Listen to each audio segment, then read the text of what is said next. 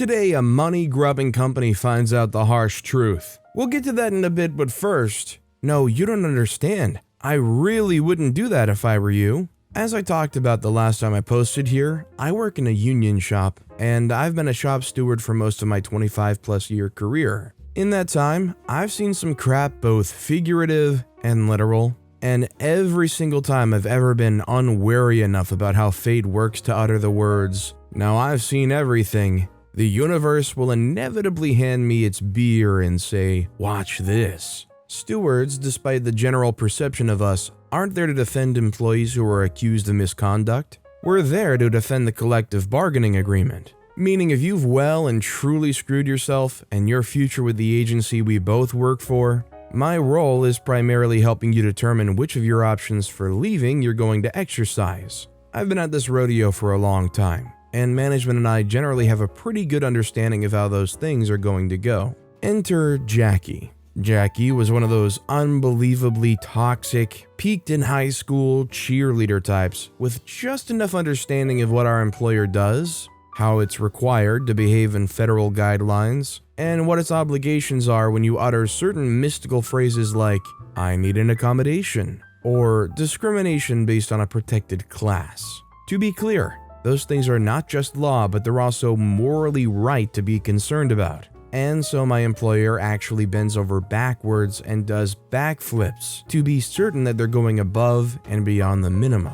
Jackie was not a minority in any sense. She was female, but in a workplace that's 80% female, that doesn't quite count. She may well have been disabled, but that was undiagnosed, I think. And I'm inclined to think her claims of it, much like most of the rest of the things she said, were complete fabrications. The point at which I got involved was at the tail end of over a year's worth of actions by Jackie, in which it rapidly became apparent that her manager was, in fact, an excellent candidate for canonization. I got referred to her when one of my other union friends contacted me and said, "Hey, Jackie so-and-so just got put on administrative leave and it's total BS. Can you help?" I get referrals like this a lot, both because I've been around forever and because I have a pretty good track record for ensuring that people accused of crap they actually haven't done get treated fairly. So nothing stuck out to me as odd. I contacted her, and she had absolutely no idea why management would put her on admin leave without any warning and confiscate all of her agency-issued devices, access, and instruct her that she was not to have any contact at all with anyone she worked with during work hours. This immediately sent up a whole host of red flags. For one thing, I know the senior HR guy that's the HR analyst's boss who's involved, having been down the road of difficult situation, but this is what we can do negotiation with him many times over the years. I don't always agree with him, but he's fair and usually we can come to some sort of middle ground. At any rate, he would never suspend someone out of the blue without a really good reason. She knows what she's done. She has to. So I gave her my usual spiel of things to do and things you should not do. Don't tell me or our employer things that aren't true, especially if you think it'll make you look bad if you don't. Don't talk to your coworkers. Don't talk to your friends about this, particularly because you live in a town of under 2,000 people. Everyone knows everything about everyone else. Do not talk with management or HR without me present, period. When they do start asking questions, keep answers simple, to the point, short, and do not give lengthy explanations. Tell them what they want to know, and otherwise shut the freak up. I have been here and done this many times. I know this process very well. I can't tell you what they're going to do, but I can tell you what I think they're going to do, and I'm usually either right or pretty close to being right. I have been surprised. Nearly 3 weeks went by of radio silence from the agency, other than a bland sort of, "We want to talk with Jackie about utilization of work assignments, tasks, and equipment" email that tells you almost nothing while still being literally true. Finally, it was go time for a meeting, and I did something I haven't done in a really long time. I physically drove to Jackie's worksite instead of attending virtually over an hour and a half each way. What the heck, the weather was nice. We met ahead of going in, and I asked her if she remembered the rules I gave her at the beginning. She said she did. I asked her if she'd been following them, and she said she'd been very careful to. Swell, in we go. During the meeting, it was almost immediately obvious to me from the questions they started asking that Jackie was in some serious crap. Not like written warning or pay reduction. No, they were going for termination. And she was going to probably be very lucky if they decided not to refer it to the DA for criminal prosecution. An abbreviated summary of just the high points. Jackie had hundreds of confidential documents and electronic files in her personal possession, many of which fall squarely under HIPAA. She had emailed these out of the government system to one of the 4 or 5 personal email addresses she maintains. Her explanation for this was questionable. Jackie had logged overtime without permission, a lot. And on one memorable date, she was vacationing in Europe with her family at the time. She said she'd called in to attend a meeting but didn't have an answer why that meeting had apparently been 11.5 hours long, and nobody remembered her attending by phone. Jackie had audio recordings of disabled and elderly people with whom she was working that she had taken without their consent or knowledge. A lot of them. Jackie's overall work product and system activity reliably showed that she was logging in at the start of her day from home, and she worked some in the afternoon, but there were hours and hours of time when her computer was idle. She explained this as participating in union activity, which I knew was BS, because Jackie is not a steward.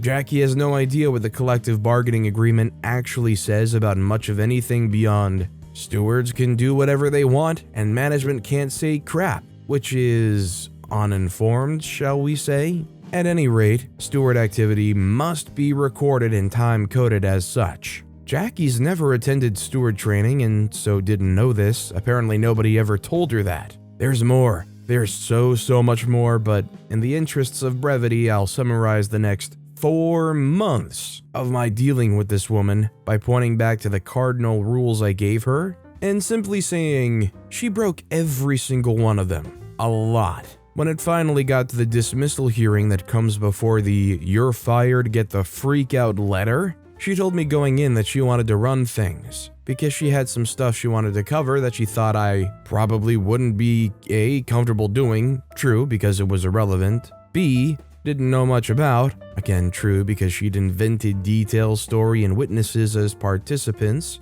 and C, she felt like I wasn't really on her side in this to begin with. Not quite true. She was a member, so my job is representation here. I said I really don't think that's a good idea. I've done a lot of these. You should let me handle it. She says no, I know what I'm doing, and I talked with my attorney about this a lot. You can't stop me. I said you're right, I can't, but this isn't going to go the way you think it will.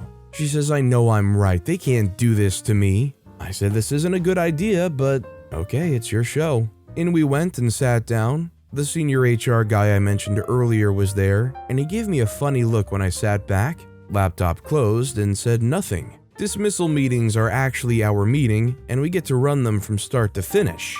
They're there to listen. She started talking, and I have to give them credit, they took notes, listened to the things she said, and kept straight faces the entire time. It went exactly as I figured it would. Just the things they'd asked her about in the first of the several meetings I attended with Jackie had covered terminable offenses on at least 4 or 5 different subjects, independent of one another. At the end, when she finally wound down, they all turned to me, Jackie included, and asked if I had anything I wanted to cover or that I thought may have been missed. Nope, I said. I think she got everything covered already. I don't have anything to add. That afternoon, I got the union copy of her dismissal notice. Generally, they're open to at least discussing the option of the worker resigning and giving them a neutral reference going forward, but that wasn't in the cards. The last I'd heard of Jackie, the Department of Justice was involved with her and her husband, and I'm reasonably confident that it didn't go well for her either. I do know that she will never work for the government again, as the letter was pretty explicit about what information they would release to any government agency asking for a reference. So it goes, they followed the collective bargaining agreement, terminating her with ample just cause. Jackie was basically in a plane that was going down, and their only best option was going to be try to cling to OP and the parachute OP has with them, and Jackie basically said screw that, whipped the door open herself and jumped out without one. Our next story is just click a button. My freshman year of college, I had a geography class in the largest lecture hall at the university with around 500 students. The professor made every single student buy these stupid RF remotes with only 4 buttons, A, B, C, and D. It was nearly $100, and every student registered their own device to themselves online, so the professor could see who was clicking whatever answer. Attendance was mandatory and was 50% of our total grade. Starting with the third absence, an entire letter grade would be deducted for each time you were gone. Every day when we came to class, there was a multiple choice question on the projector. It made no difference if you chose the correct answer or not. You just had to click on any button to register you were present to get the points. The screen displayed the total number of responses. It gets better. The professor would then play the video tutorials he had already assigned as homework to make up the bulk of his lectures. There was no reason to be in attendance, unless it was an exam day as long as you did the assigned readings and homework. Cue malicious compliance for the entire class. Pretty quickly, the size of the class physically present starts to shrink. Despite the fact that maybe only 200 students are present, somehow the total clicks still equal close to 500 by the end of week 2. By week 3, there's maybe 25 students in attendance, but still 500 clicks. And book bags full of other students' clickers. Attendance became optional after midterms. I mean, hey, throw me a couple bucks per class per clicker, and honestly, it becomes very profitable to be one of those 25. You know, you get 20, 40 bucks every single day you go to class. Shoot. Our next story is only do what you ask me to? Alright. So I struggle with remembering to do my chores because of my ADHD, and this frustrates my dad to no end. I've been working on ways to remember. Setting reminders on my phone works best currently, but I still forget sometimes. The chore I forget that angers him the most is the litter box, which is understandable since it can get smelly if not done every day. One day he came into my room and asked me if I'd done the litter box. It was 6 p.m. and I'd intended to do it after I was finished eating, and of course I said no. He leaves clearly annoyed and then comes back guilt-tripping me because he had to do the litter box that I was going to do and never once asked him to do for me. He then says, "From now on, you have no long-term chores. You simply do what I tell you to do the moment I ask you to." For about a week, he told me every day to do the litter box, which I did. Well, one time he forgot to tell me, and I happened to miss the reminder on my phone. The next day, he's texting me while I'm at school, mad that I didn't clean the litter box.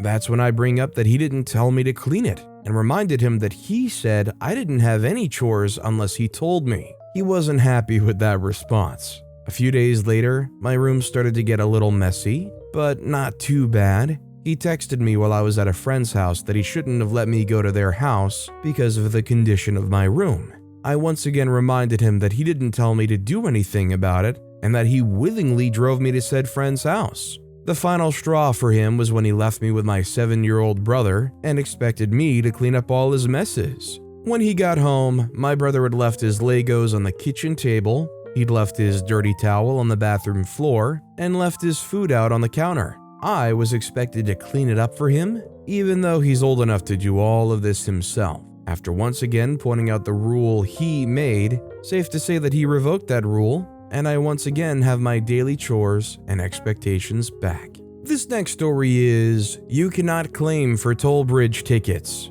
Manager going through expenses hauls us in and tells all the engineers that they're not allowed to claim for using the toll bridge. He also puts an embargo on any overtime that's not arranged with him beforehand. So, we do exactly as manager wants. We don't use the toll bridge, saving the company 80 pence a day. Instead, we use the long way around with an extra 30 miles. And leave 45 minutes earlier in order to make sure we don't claim on overtime. So, complete compliance to the order was guaranteed. 5 Techs continued that tradition for years. Did they really not factor in that using the toll bridge was for a reason? Did they not look at the route and recognize that if you don't use that toll bridge, they're going to have some serious mileage expenses or whatever? What probably happened here is they were expecting you to use the toll bridge and just pay for it yourself, right? Well, screw that. But with that being said, that's all the time we have for today.